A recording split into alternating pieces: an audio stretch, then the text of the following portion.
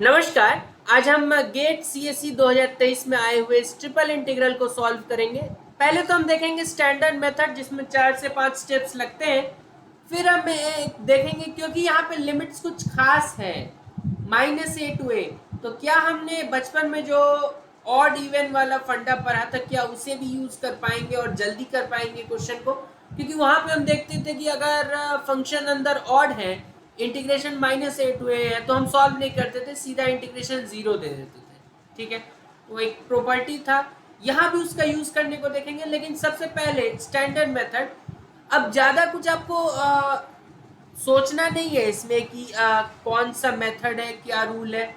एक ही मेथड है कि क्योंकि लिमिट्स कांस्टेंट है, ठीक है, तो आपका जो भी वेरिएबल के रिस्पेक्ट में पहले मन करे आप इंटीग्रेट कर सकते हैं। आपका z के रिस्पेक्ट में करे, आप z के रिस्पेक्ट में कीजिए, लिमिट पुट कीजिए और फिर अगले वेरिएबल की तरफ बढ़िए। ठीक है, यहाँ पे एक और चीज ध्यान देने वाली कि अगर z के रिस्पेक्ट में आप कर रहे हैं तो x और y को उसी तरह से ट्रीट कीजिए जैसे आप 4 को ट्रीट करेंगे। ठीक है, तो आगे बढ़ते हैं। आप फिर बेसिक फॉर्मूलाज तो आपको पता ही होगा इंटीग्रेशन का। तो पहले मैं सोच रहा हूँ z के रिस्पेक्ट में कर लेता हूँ, तो ठीक है, -3 से 3, -2 से 2। और क्योंकि z के रिस्पेक्ट में इंटीग्रेशन मैं करने का सोच रहा हूँ, इसीलिए लिमिट्स को अब रखते हैं, अप्लाई कर देंगे। 4x²y, क्या इसमें कोई z का टर्म है? नहीं है, तो ये एज अ कांस्टेंट होगा। कांस्टेंट का इंटीग्रेशन क्या होता है? इंटीग्रल ऑफ dx अगर कोई आपको बोलता तो आप क्या करते? x लिख देते हैं। ठीक है, तो यहां भी 4x² विथ रिस्पेक्ट टू अगर dz आप करना चाह रहे हैं, हम अभी फिलहाल ये इंटीग्रल कर रहे हैं। इस dy dx को आप चाहे तो इंटीग्रल के बाहर लेफ्ट हैंड साइड में भी रख सकते हैं, यहां भी रहने दो, वो आपको परेशान नहीं करेगा। तो इसको 4x² के साथ z आ जाएगा इसके तरह। ठीक है, तो 4x²yz, और z³ का तो आप x पावर n वाला फॉर्मूला लगा सकते हैं, x power n+1 divided by n+1। तो ये z का पावर 4 डिवाइडेड बाय 4 हो जाएगा। लिमिट्स -1 से 1, ये dy dx अभी भी पड़ा हुआ है। हम लिमिट पुट करेंगे तभी उसके आगे बढ़ेंगे अगले इंटीग्रल की ओर। तो लिमिट्स अगर आप पुट करें तो -3 से 3, -2 से 2, 1 पुट करें। 1 कहाँ पे पुट करना है वो भी अभी रिसेंट इंटीग्रल आपने कौन सा किया है z के रिस्पेक्ट में, तो z पे 1 पुट करना है। ऐसा नहीं कि आप एक्स वाई जेड हर जगह पुट कर रहे हैं या फिर किसी रैंडम जगह पे कर रहे हैं। z के रिस्पेक्ट में किया तो अभी z पे करो, तो यहाँ 1 पुट करेंगे तो 4x² आएगा, -1/4। लोअर लिमिट -1 पुट करोगे तो -4x²y, और यहाँ पे 1/4, क्योंकि -1 का पावर 4 तो 1 ही होता है, तो एक माइनस कॉमन ले लें दोनों से। 4x² y प्लस 1/4, इससे क्या होगा? इससे यही होगा कि 1/4 तो जाएगा, 4x² प्लस 4x² 8x²। अब 8 क्योंकि कांस्टेंट है उसको पूरे इंटीग्रल से बाहर कर लेते, -3 से 3 और -2 से 2। अच्छा, वो भी क्यों लिखे अब इंटीग्रल? क्योंकि अब तो हम 8x² को डायरेक्ट इंटीग्रेट करने का सोच रहे हैं। ठीक है, तो 8x² का इंटीग्रल क्या होगा?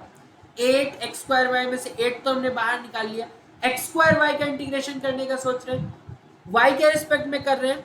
अब x के रिस्पेक्ट में भी कर सकते हैं, पहले एक बार में एक ही। ठीक है, तो x² का करने वाले हैं। ठीक है, x² का अगर आप इंटीग्रल कर रहे हो तो ध्यान रखना है कि x² again as a constant treat हो रहा है, बस y का करना है। अब y का इंटीग्रल y dy क्या होगा? y²/2 होगा। एक x² एज अ कांस्टेंट ऐसे ही पड़ा हुआ है, ठीक है, तो उसको ऐसे ही रहने दो। तो क्या हो जाएगा इंटीग्रल करने के बाद? x² y²/2। ठीक है, लिमिट -2 से 2, ये dx अभी भी वेट कर रहा है। अब क्या करना है? अब कुछ नहीं करना है, इसको ऐसे कैंसिल कर दो और फिर अगले स्टेप पे जाओ जहाँ पे हमें लिमिट्स पुट करना होगा। 2 पुट करें तो क्या हो जाएगा? y की जगह पुट करेंगे तो 4x² हो जाएगा माइनस, अब माइनस पुट करोगे फिर भी 4x², अपर लिमिट जो है वही लोअर लिमिट है, ऐसा ही हो रहा है ना। 2 पुट करोगे तो 4x² minus lower limit 2 put करो माइनस 2 पुट करोगे तो फिर भी 4x², अब 4x² माइनस 4x² क्या हो जाएगा 0, 0 का डेफिनेट इंटीग्रेशन 0 ही होता है, तो यहाँ पे 0। अब क्यों होता है वो भी एक समझ ले आप, इंडेफिनिट होता तो कांस्टेंट आता कुछ, लेट्स से 0 dx हम कर रहे हैं फ्रॉम लेट्स से 2 से लेके 3, अब 0 का इंटीग्रेशन कोई कांस्टेंट आएगा लेट्स से c, लेकिन क्योंकि लिमिट्स हैं तो 2 से 3, अब 0 यहाँ पे कोई x का टर्म तो है नहीं c के साथ, तो आप लिमिट्स पुट कहाँ पे करोगे, लिमिट्स पुट करने का आपके पास कोई जगह ही नहीं बचा यहाँ पे, क्योंकि x रहता तो आप x की जगह पुट करते, तो यहाँ पे c आएगा अपर लिमिट में भी और c ही आएगा लोअर लिमिट में भी, तो 0 हो जाएगा, ठीक है। तो ये लिमिट्स का कोई रोल रह नहीं जाता है, अपर लिमिट लोअर लिमिट दोनों का वैल्यू सेम आता है, क्योंकि इसीलिए अगर 0 का इंटीग्रेशन पूछा जाए डेफिनेट इंटीग्रल में तो वो 0 ही आता है। इतने स्टेप्स हमने किए, एक बार एनालाइज कर लेते हैं। फिर पहला स्टेप तो ये था, दूसरा, तीसरा और चौथा, 4 स्टेप्स इसमें भी लगे और ये समझाते हुए लगे। आप कम तो आपको कैलकुलेशन करना था, 4 स्टेप ठीक था, लास्ट वाला स्टेप हो सकता था आप ना करते, ठीक है, 3 स्टेप करते। अब आते उस मेथड पे जो कि हम करने वाले इवन ऑड के फंडे का यूज करें, ठीक है। उसके लिए क्या कर सकते हैं, अभी ये z क्यों दिक्कत दे रहा है, क्योंकि अगर हम, क्योंकि अब हमारे हाथ में है कि पहले y के रिस्पेक्ट में करें z के रिस्पेक्ट में, अगर हम y के रिस्पेक्ट में कर रहे हैं तो 4x² हमको दिक्कत नहीं दे रहा है, क्योंकि एज अ कांस्टेंट ट्रीट कर रहे हैं उसे, y dy integral y dy from -a to a, ये हमको ऑलरेडी पता है कि 0 ही होने वाला है, क्योंकि y एक ऑड फंक्शन है, ठीक है। 4x² मुझे दिक्कत नहीं दे रहा है, क्योंकि लेकिन ये -z क्यों दिक्कत दे रहा है, तो इसको अलग कर लेते हैं। इंटीग्रल अगर हमारे पास सम है तो उसको अलग अलग भी किया जा सकता है, तो अलग अलग कर लेते हैं। -3 से 3, -2 से 2, -1 से 1, 4x² y dz dy dx minus same -3 से 3, -2 से 2, -1 से 1 और z³ dz dy dx। अब क्या कर सकते हैं,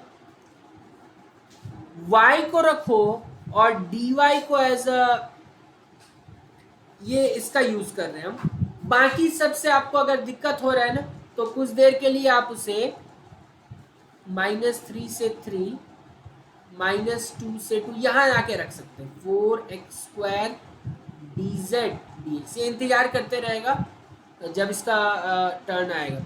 अब यहाँ -1 से 1 y dy, आपको तो ये मैंने बताया कि ये ऑड फंक्शन है, -a to a में ये 0 हो जाएगा। अब क्योंकि ये 0 हो गया, अंदर वाले को ये 0 करते जाएगा और ये ओवरऑल 0 ही हो जाएगा, ठीक है।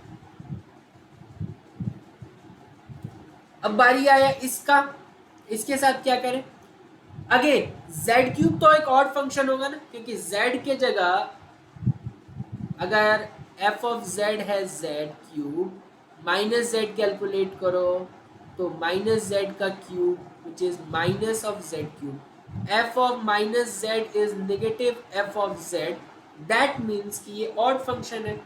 इसमें भी आप dy dx को कुछ देर के लिए इधर रख सकते हैं, ठीक है। तो z³ dz -1 से 1 0, वो 0 है, अंदर वाले सबको 0 कर देगा, इधर से भी 0 आया, 0 - 0 is going to give you 0।